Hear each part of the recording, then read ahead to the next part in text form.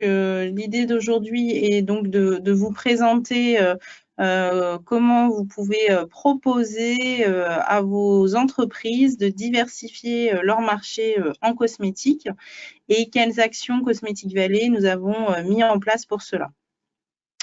Donc tout d'abord, je me présente, Aline Landier. Donc moi, je suis chargée pour Cosmetic Valley de ce dispositif du Beauty Hub, et je suis aussi le contact privilégié pour les startups pour Cosmetic Valley. Voilà. Donc tout d'abord, je vous propose qu'on fasse un petit peu connaissance.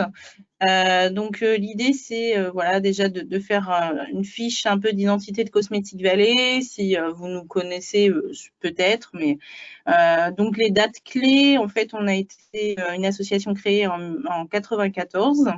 La genèse de cette association, c'est dans un esprit de circuit court et d'une dynamique de circuit court et aussi d'action collective à l'export. Voilà, il y a du coup une réunion, on va dire, des entrepreneurs sur le bassin chartrain sur le secteur cosmétique. Et puis ensuite, cette association a grandi, elle est devenue pôle de compétitivité en 2005, donc avec cette mission de développer tout ce qui est lié à la recherche et à l'innovation pour la filière. En 2017, pôle national de filière pour tout ce qui est France Métropole et Dom-Tom, et coordination de la filière du coup nationale. Et en 2021, nouveauté de cette année, il y a la création et l'animation du Global Cosmetic Cluster, donc qui est en fait un regroupement de clusters Europe et international sur le secteur cosmétique. Donc, Cosmetic Valley, on est un acteur national avec plus de 600 adhérents sur toutes les régions de France et Outre-mer, sur l'ensemble des métiers de la filière de la cosmétique. Donc, c'est vrai que la filière cosmétique, on voit souvent le produit fini, mais il y a toute une filière, notamment de la matière première, en passant par voilà, l'industriel, le packaging, la distribution, tout ce qui peut être retail, etc. Donc, on représente en fait tous les acteurs de cette filière. On représente bien sûr des entreprises, TPE, PME, ETI, groupes, des écoles, des universités. Nos missions, je dirais, c'est comme souvent les clusters et les pôles, vous les connaissez bien. Voilà, c'est de fédérer les entreprises pour favoriser du développement au sein de la filière, d'accompagner les entreprises aussi sur leurs actions, donc différentes actions, que ce soit business, international et innovation. Et puis, des actions que l'on met en œuvre pour tout ça, c'est de la mise en réseau, des animations, mettre ensemble pour travailler entre industriels et recherche, des connexions aussi à l'international, je l'ai dit, avec le Global Cosmetic Cluster, de l'ingénierie donc pour tout ce qui va être R&D en tant que pôle de compétitivité, de l'organisation d'événements, de l'accompagnement aussi sur l'export, puisqu'on fait aussi des pavillons France sur différents salons et des gros salons, notamment là, nous avons Dubaï qui arrive et puis InCosmetics à Barcelone. La veille, bien sûr, et puis on est aussi organisme de formation avec une certification Calliope. Voilà, donc ça c'est pour Cosmetic Valley. Donc maintenant, je voulais vous présenter un petit peu le marché cosmétique. Donc je ne sais pas si vous connaissez ce marché, mais c'est un marché qui fait partie du coup du marché mondial de la consommation. Ce marché est environ à 500 milliards d'euros. Et puis le marché de la cosmétique, c'est vraiment un marché donc international. Donc, on a tout, je dirais, le pôle Asie avec le Japon, la Chine et la Corée du Sud qui sont des gros acteurs de ce marché. On a aussi l'Inde, un pays en développement qui est un acteur aussi de ce marché cosmétique. Et de l'autre côté, on a les USA et le Brésil notamment qui sont aussi des acteurs majeurs. L'Europe reste quand même un marché, le marché leader, donc comme vous voyez au niveau de ces chiffres. Donc, on reste quand même avec ce leadership, et la France plus particulièrement, d'un point de vue secteur cosmétique. Sachez qu'en France, le marché cosmétique est le second exportateur après l'aéronautique. Voilà. Donc, comment se décompose un petit peu ce marché cosmétique? Il y a tout d'abord, je dirais, les deux grosses catégories les plus connues qui sont le skincare, donc tout ce qui va être soins pour la peau, etc. Tout ce qui peut être hygiène, toiletterie. Ensuite, on a aussi hair care à 19%, donc ça, c'est tout ce qui va être cheveux. Et puis, on a aussi tout l'aspect make-up, donc maquillage et parfum. Voilà. Donc ça, c'est pour un peu mettre un peu les bases de connaissance du marché cosmétique. Je me suis permise de couper votre caméra. Pardon, Aline, il y avait des gros soucis de connexion. Je ne sais pas si c'était le cas pour tout le monde, mais on ne vous entendait plus, en fait. D'accord. Donc là, ça a l'air d'être établi, donc c'est dommage. D'accord. Vous voulez que je revienne en arrière un petit peu ou... Moi, je ne sais pas. Pour les participants, Julien Marquez, Lucille Hurt-Chapelet, c'est bon pour vous? Vous avez entendu ou vous souhaitez qu'on Oui, c'est tout bon, moi j'ai bien suivi. Ah bon, Sans ça problème. va. Et Lucille Chapelet?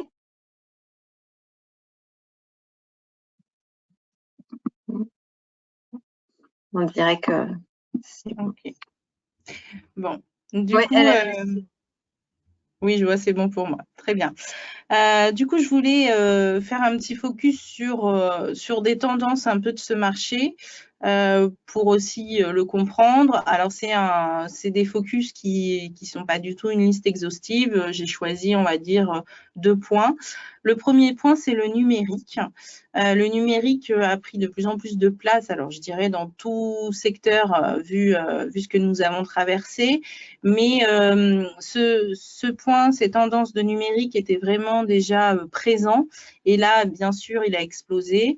Ce numérique, il est au service d'une vente réinventée, d'une expérience aussi consommateur qui va être nouvelle. On a de plus en plus de téléconsultations, de live streaming. On va aussi faire appel à la réalité augmentée pour mettre en avant en fait nos produits. Puisque nos produits, la cosmétique, c'est du sensoriel, hein, vous touchez, vous sentez, etc. Donc là, les magasins ont dû fermer, il a fallu trouver d'autres solutions. On est toujours à la recherche de solutions qui pourraient apporter aussi cette expérience consommateur. Et donc, la réalité augmentée, par exemple, a bien explosé aussi dans notre secteur. On a aussi le e-commerce. Alors, le e-commerce, par exemple, c'était pas forcément quelque chose qui était courant dans tout ce qui va être vente de soins assez prestige.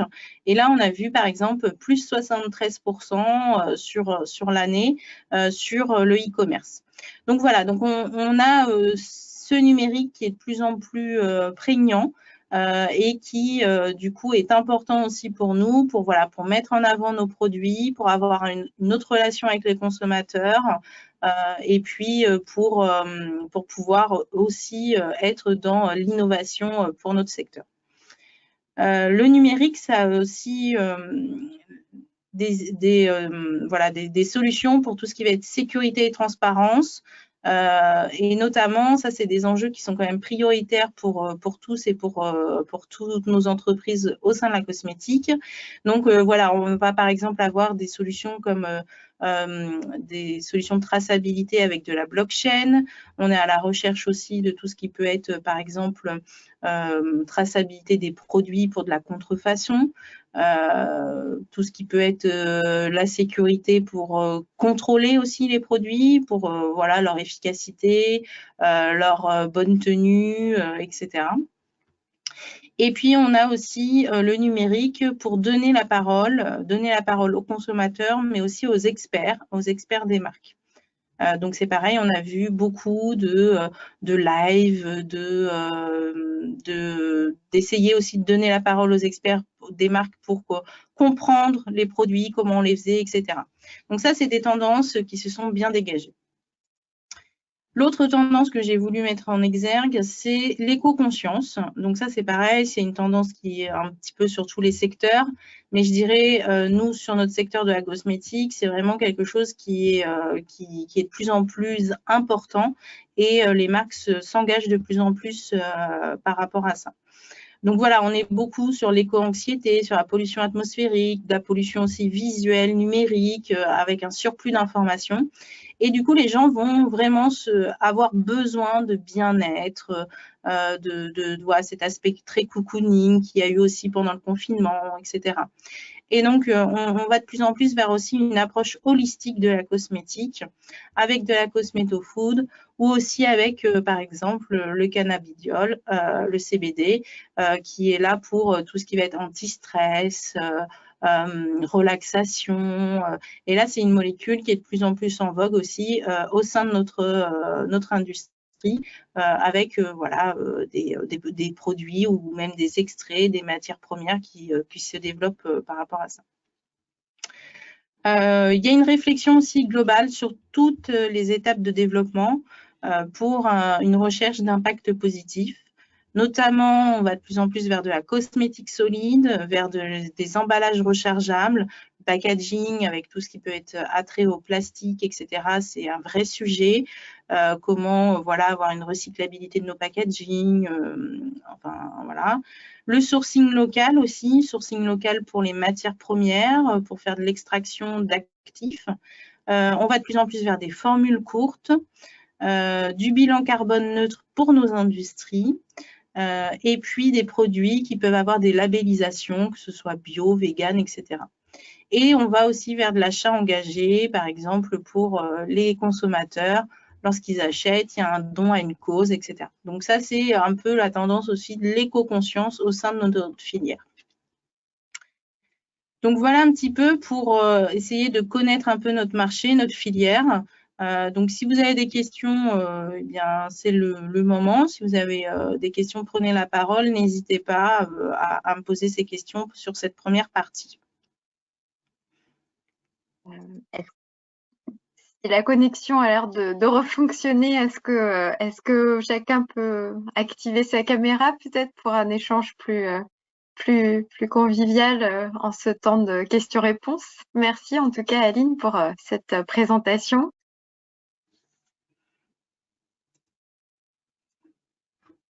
Bon. Est-ce qu'il y a des questions qui... Moi, je suis à l'île de la Réunion et les connexions sont mauvaises. Ça va être compliqué d'avoir la vidéo en même temps que le son de qualité. Ouais. Aucune question pour moi, c'était très clair. Merci pour votre participation. Vous êtes déjà sur le secteur des cosmétiques. Peut-être que ce serait intéressant si chacun peut se présenter, comme on est en tout petit comité. Oui, bah, si vous voulez. Donc, alors moi, je suis donc représentant ici d'un pôle de compétitivité à La Réunion qui s'appelle Calitropique, qui est partenaire de Cosmetic Valley. Et donc, je suis actuellement, disons, en pleine recherche d'éléments, puisque nous allons participer au mois de décembre à un salon à Madagascar sur on va dire les éléments biosourcés et la nouvelle réglementation ISO là qui est sortie. Alors je n'ai plus la nomenclature exacte.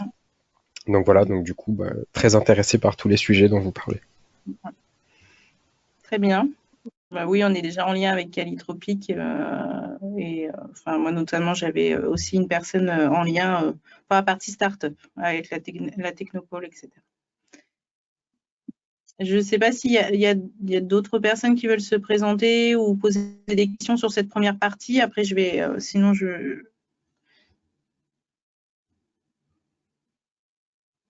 Je vois qu'il y a une nouvelle participante. Ou si Lucille, vous voulez vous présenter? Oui, on peut faire un petit tour rapide. Donc, moi, c'est Lucille Herchapé, donc je suis responsable de la partie croissance et développement des entreprises et des territoires pour VG Police Valley. Donc, il s'avère qu'on a aussi un partenariat en construction avec la Cosmetic Valley. Donc, voilà, nous, on s'intéresse beaucoup à tout ce qui peut être nouveau débouché, en tout cas pour nos filières végétales en globalité. Et puis, ce qui m'intéresse aussi, c'est certainement la deuxième partie sur le hub, puisqu'on avait un living lab jusque-là, qu'on essaye de faire évoluer. Donc, voilà, c'est cette réflexion-là aussi. Très bien. Merci pour ce témoignage. Nika, vous voulez du Polypolia? Oui, bonjour, Nika Stapel, directrice du Polypolia, pôle de compétitivité de la filière équine. Comme ça, a priori, pas grand-chose à voir, sauf que on a quand même un certain nombre d'adhérents qui travaillent sur des produits de soins aux chevaux, et dans un certain nombre de cas, on se pose des questions sur des ingrédients, entre guillemets, où nos membres se posent des questions, et parfois même inversement, il y a des matières premières, je suis désolé, je suis pas du secteur, donc j'utilise peut-être pas les bons termes, qui pourraient avoir des intérêts, un intérêt sur la filière équine, et on n'est pas au courant. Donc je pense qu'il y a probablement des choses à faire entre nos deux mondes. Oui, oui, je dirais que dès qu'on s'adresse aux vivants et voilà, nous avons des actifs qui vont avoir des allégations qui vont forcément avoir des fonctionnalités sur la peau humaine, mais la peau, je dirais, animale n'est pas si éloignée que ça par rapport à… Donc, on peut tout à fait avoir des interactions sur…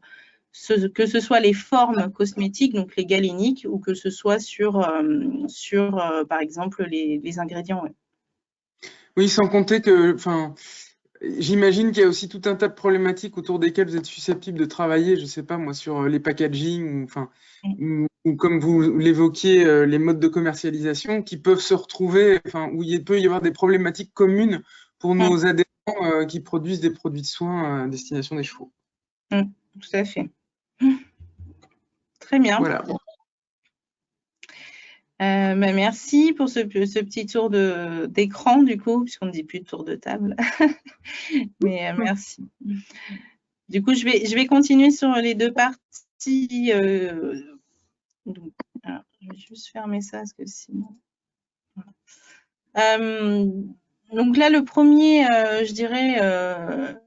l'idée est de se dire comment on pourrait explorer ce marché pour vos entreprises.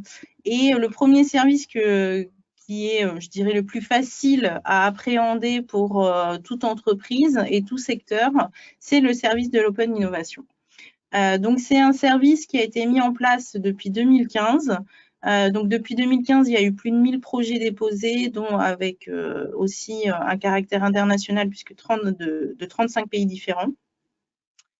Et l'idée est d'être en lien avec des grandes entreprises cosmétiques qui sont vraiment engagées dans cette démarche d'open innovation et qui vont faire venir en fait des experts pour des rendez-vous B2B avec des porteurs de projets.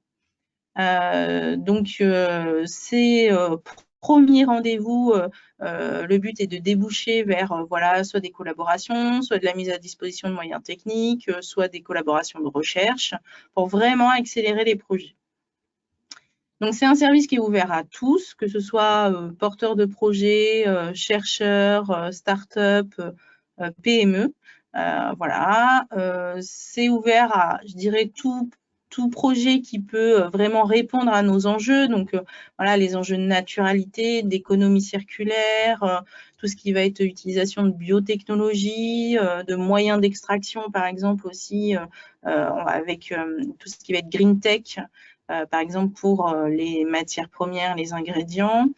La compréhension aussi du végétal, c'est très important aussi pour nous puisqu'on est de plus en plus vers le monde du végétal et donc on a besoin aussi, nous, je dirais, maîtriser. Alors, le végétal ne peut pas être maîtrisé puisque c'est du vivant, mais mine de rien, il faut une certaine maîtrise et une certaine connaissance de ce monde-là pour qu'on puisse avoir des ingrédients assez reproductibles. Je dirais que la facilité de la synthèse, c'était la reproductibilité des ingrédients. Maintenant, on est de plus en plus vers le végétal, et tant mieux, puisqu'on est dans cet état d'esprit voilà, d'éco-conscience. Mais le problème, c'est qu'on ne maîtrise plus à 100% la reproductibilité de nos ingrédients. Donc ça, c'est des choses auxquelles on s'intéresse beaucoup. La digitalisation, j'en ai déjà un petit peu parlé, avec cette tendance du numérique, digitalisation au niveau des points de vente. au niveau de comment mettre en avant nos produits, mais la digitalisation aussi au niveau de nos industries, de nos outils industriels, hein, avec voilà, de l'utilisation de IA ou d'IoT aussi, de technologies pour tout ce qui va être Kobo aussi, enfin l'automatisation ou des choses comme ça. Avec ça, on veut toujours aussi une performance des produits. Donc, avec, voilà, je dirais ces 3 mots-clés, traçabilité, qualité, sécurité. Donc, on est à la recherche aussi d'innovations qui pourraient nous permettre cela. J'ai parlé voilà, de blockchain, on peut parler aussi de tout ce qui va être test, avec des technologies par exemple qui peuvent nous permettre aussi de comprendre au mieux nos ingrédients, de comprendre aussi la traçabilité des ingrédients, enfin voilà. On est aussi à la recherche, je dirais, de toute innovation qui peut vraiment développer le caractère scientifique de notre filière. On est quand même une filière qui est, je dirais, un peu issue de la pharmaceutique, etc. Donc, on s'intéresse beaucoup à la biologie cutanée, à tout ce qui peut être optique, tout ce qui peut être aussi voilà, formulation avec la vectorisation, tout ce qui va être étude aussi du sensoriel avec les neurosciences, avec voilà, tout ce qui... Enfin oui, c'est vraiment les neurosciences, c'est comprendre les récepteurs sensoriels, etc., comprendre comment notre produit interagit avec la peau, enfin voilà. Donc ça, c'est des réelles innovations que l'on attend et donc que les entreprises de notre secteur attendent. Donc, ce service Open Innovation permet de déposer gratuitement une candidature en ligne. Donc, c'est un service qui est ouvert jusqu'au 31 juillet. Donc, je vous encourage à le communiquer auprès de vos entreprises et de vos adhérents. Si vous le souhaitez, je peux mettre aussi à disposition un petit kit communication qui vous permet, pourquoi pas, de communiquer. Donc, les rendez-vous, en fait, ont lieu lors de notre salon, le salon Cosmétique 360, qui se tient à Paris les 13 et 14 octobre. Donc, c'est des rendez-vous B2B. Donc, on candidate en ligne jusqu'au 31 juillet. À partir de août, les entreprises ont accès à ces projets. Ils proposent du coup des rendez-vous aux porteurs de projets en septembre. Et en septembre, les porteurs de projets valident leurs rendez-vous selon leur agenda. Et les rendez-vous ont lieu les 13 et 14 octobre sur le salon Cosmétique 360. Voilà. Donc, pareillement, sur le salon, n'hésitez pas aussi à venir ou à faire venir vos entreprises pour qu'ils puissent comprendre un petit peu la filière cosmétique. Et surtout que là, c'est un salon qui est vraiment tourné vers les innovations et vers tout ce qui est innovation à l'international. Voilà. Donc, les petits témoignages d'Andrea qui est The Green Recipe, donc qui est en fait une entreprise, jeune entreprise, start-up, qui a été créée justement grâce un peu à ce service d'Open Innovation. En fait, elle et son associé étaient du coup en incubation dans une école. Donc tout jeune entrepreneuse, même pas encore créée, et elles ont candidaté à l'Open Innovation, elles ont eu des rendez-vous, et voilà, c'est un service qui a permis à conforter leur projet et à le confronter aussi à la filière. Elles ont compris qu'en fait, c'était un projet qui avait du sens, qu'il y avait une réelle attente sur leur projet. Donc voilà ce qu'elle dit, ne pas avoir peur de présenter son idée à de grandes entreprises. Il faut oser. L'Open Innovation a été le point de départ de notre start-up. Voilà, donc ça, c'est intéressant. Là, c'est une start-up qui s'est créée, mais ça peut être aussi, par exemple, une entreprise qui est dans un autre secteur et qui voudrait un petit peu explorer le secteur de la cosmétique. Ça permet peut-être un peu de challenger son projet et de voir si ça peut s'appliquer. Voilà, et donc là, un petit temps de questions. Si vous avez des questions sur ce service de l'Open Innovation. Juste, vous n'aviez pas de slide sur ce service-là, c'était... Ah si, pardon. Si, Non, mais je me le demande. De toute façon, je vous dis, la session là est enregistrée. Puis si vous êtes d'accord, Aline, on partagera de toute façon les slides après. Oui, Mais... bien sûr. Oui, il n'y a pas de problème là-dessus. Non, pardon, du coup, mon partage a dû s'arrêter. Donc, je vais revenir juste sur la slide, si vous voulez, rapidement. Donc, ça, c'est la slide du service voilà, Open Innovation, où vous pouvez, du coup, avoir aussi le lien de candidature qui sera directement sur la slide. Super, merci. Si vous avez des supports à transmettre, on peut faire comment? On vous met notre adresse mail dans le chat ou Ce serait parfait, effectivement. Les déposer en fait, pour nos entreprises, parce que moi, je sais qu'il y en a qui seraient intéressés. Tout à fait. Tout à fait. Moi, je voulais je vous peux, mets en lien. comme vous voulez. Je ne sais pas si ça passe par France Cluster ou pas. Moi, en tout cas, je peux mettre à disposition cette présentation et puis le petit kit communication, comme je vous ai dit, par rapport à l'Open Innovation, avec plaisir. Je vous propose de vous l'envoyer à tous les trois. Oui, super. Merci beaucoup. C'est plus facile que je vous l'envoie à tous les trois, puis je vous donne les coordonnées d'Aline, si vous voulez. Pour elle, c'est plus facile, je pense, que je le fasse directement. Très bien. Donc, sur la partie Open Innovation, est-ce que vous avez des questions ou... Quel financement il y a derrière? Pardon, excusez-moi. Quel financement il y a derrière sur ce service, en fait? Comment est-ce que c'est équilibré? Est-ce que vous avez répondu à des appels à projets ou est-ce que vous avez un financement au niveau des régions pour porter, en fait, ces projets-là auprès des entreprises? Comment ça se passe? Alors, là, du coup, je dirais que sur ce service, c'est vraiment des premiers rendez-vous. Après, l'idée, c'est d'avoir soit des collaborations qui vont se faire entre les porteurs de projets et les entreprises, donc avec des signatures voilà, de collaboration ou de MTA pour la mise à disposition technique. Et puis après, oui, bien sûr, nous, Cosmetic Valley, on a des moyens de financement, on a aussi les moyens aussi de faire des labellisations de projets pour aider au lever de financement public, par exemple. On a aussi un groupement de business angels qui est là, qui s'appelle Cosmetic Angels, qui peut aussi soutenir financièrement des projets innovants. Donc voilà, je ne sais pas si ça répond à la question, mais en tout cas, on a aussi des moyens de financement ou d'aide au financement pour les entreprises et les projets innovants. Ok, mais le service en tant que tel n'est pas financé d'une manière particulière avec un AMI derrière ou un AP. Le service en tant que tel, c'est les entreprises en fait qui vont payer ce service pour avoir du sourcing, voilà, Open Innovation. Donc les porteurs de projets ne payent rien. Ils payent leur entrée au salon puisqu'en fait ils doivent aller dans le salon pour avoir les rendez-vous, mais c'est pas eux qui financent ce service. Ok, c'est les entreprises derrière qui sont intéressées pour avoir le sourcing. C'est ça, c'est les entreprises de la cosmétique qui souscrivent particulièrement ce service.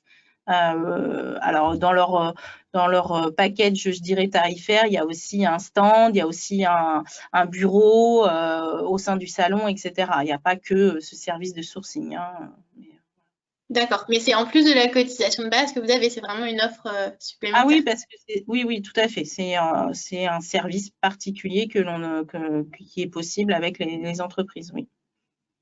Ok, super, merci. De rien.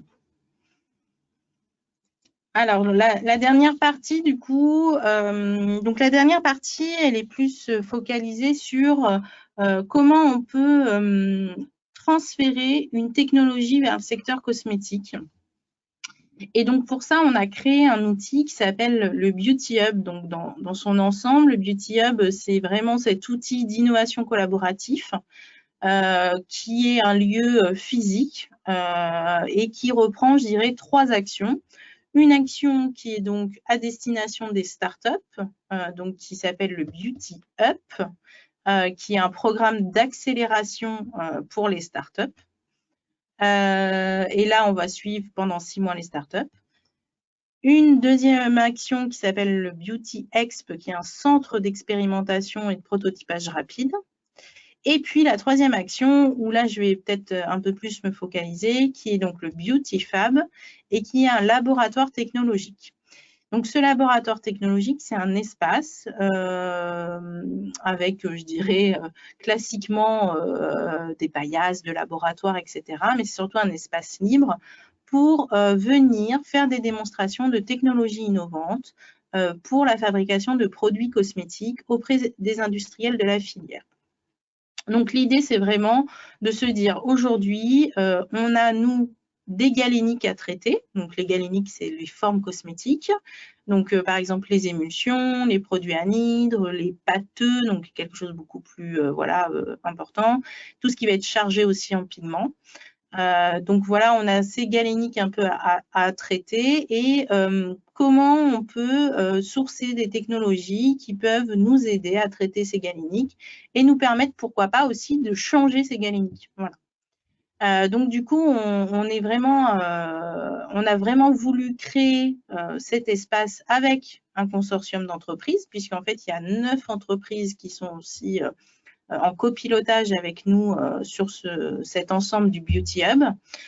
Donc, on a voulu vraiment créer un espace de laboratoire technologique pour pouvoir donner la possibilité de faire venir des technologies qui peuvent répondre au traitement de produits, que ce soit tout ce qui va être broyage, mélange, compactage, de la mise en forme, du dosage, tout ce qui peut être transfert aussi de produits.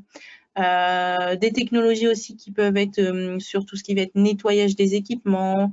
On s'intéresse aussi à tout ce qui peut être peut-être matériaux anti-adhérents, système de nettoyage en place. Donc là, c'est vraiment le côté industriel. Tout ce qui va être aussi diminution des consommations énergétiques et puis optimisation des impacts environnementaux.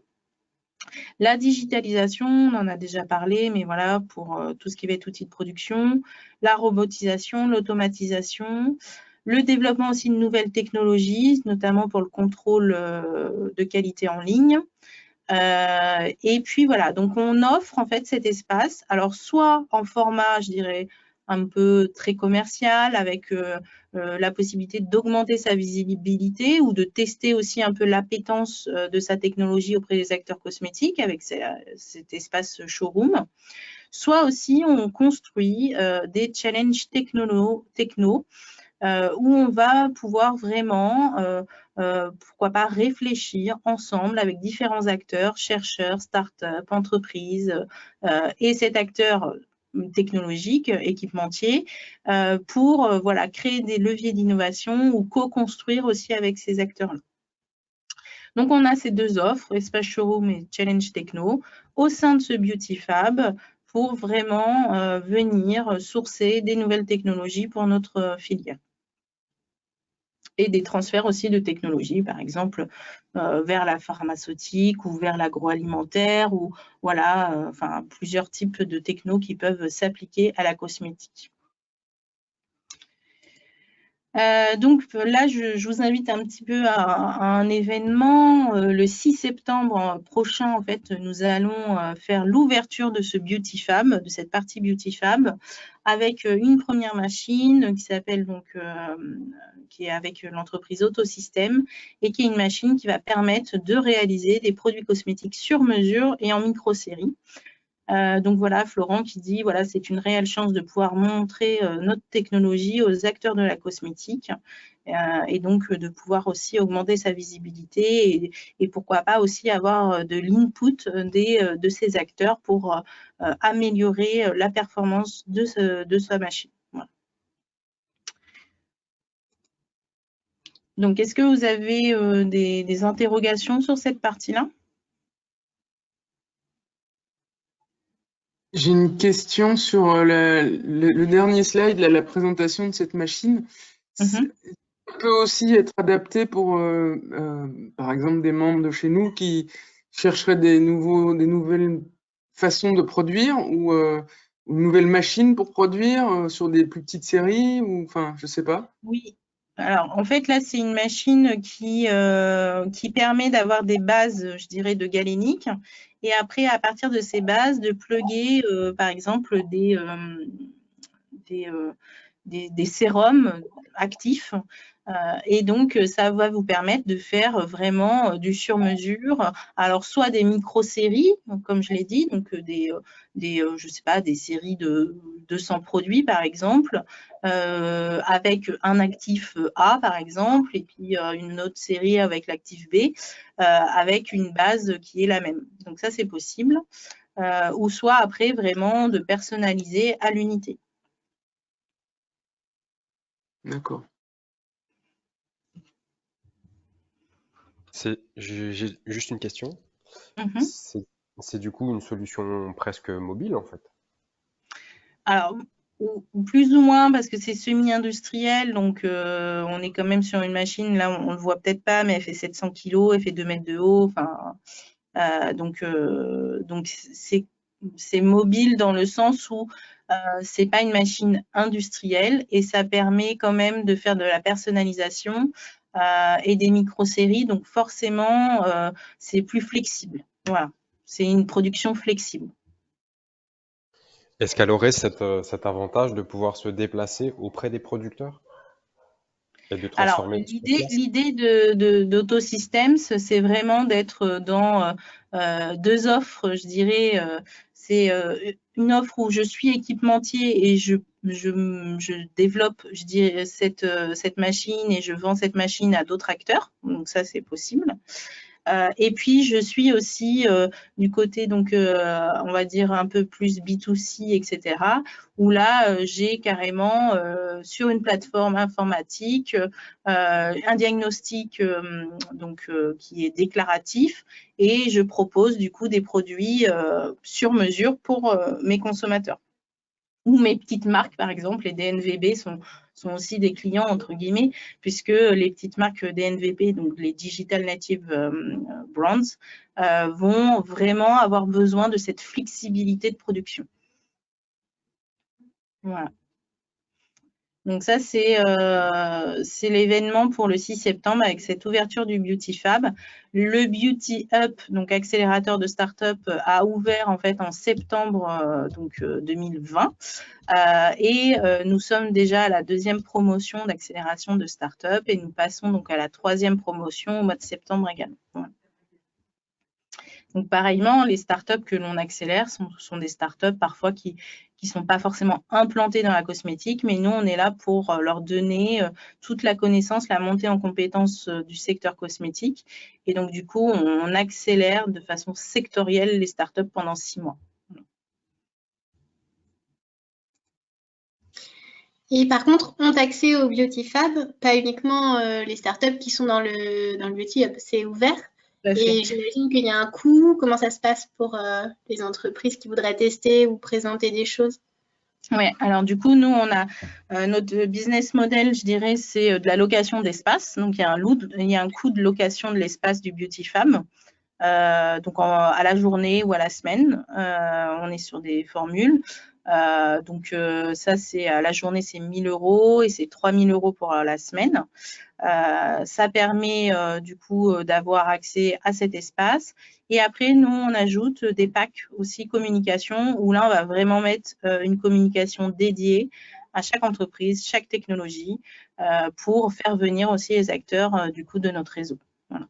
D'accord, ok. Et donc, ils peuvent se déplacer sur des temps forts, j'imagine, de la présence de l'entreprise sur la semaine. Oui, c'est ça. En fait, l'idée, par exemple, s'il y a une entreprise qui prend à la semaine, on définit avec elle des créneaux en fait, de démonstration et nous, on propose ces créneaux avec une inscription et on communique du coup sur ces créneaux auprès de nos entreprises.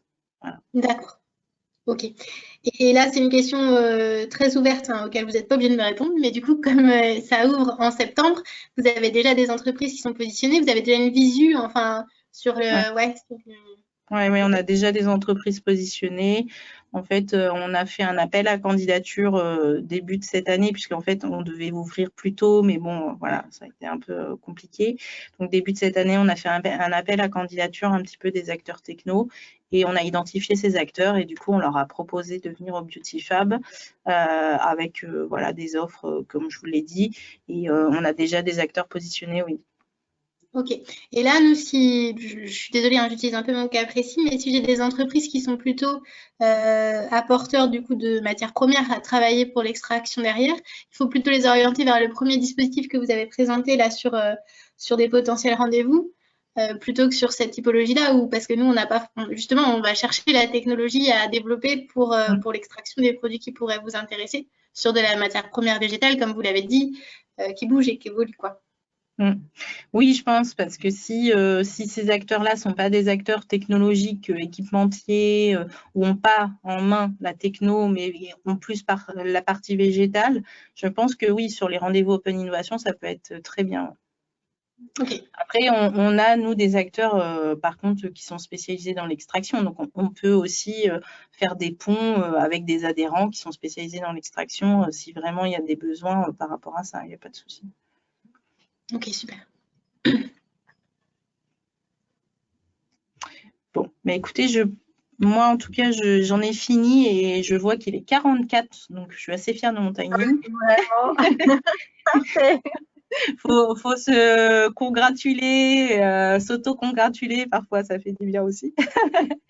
Et donc, du coup, je ne sais pas s'il y a d'autres questions, mais en tout cas, j'ai vu que là, dans le chat, il y avait les emails qui ont été échangés. Donc, moi, je pourrais revenir vers vous avec cette présentation et puis avec voilà, le petit kit com ou une présentation peut-être plus globale du Beauty Hub. Là, j'ai essayé d'être focus et d'être assez rapide. Donc, voilà.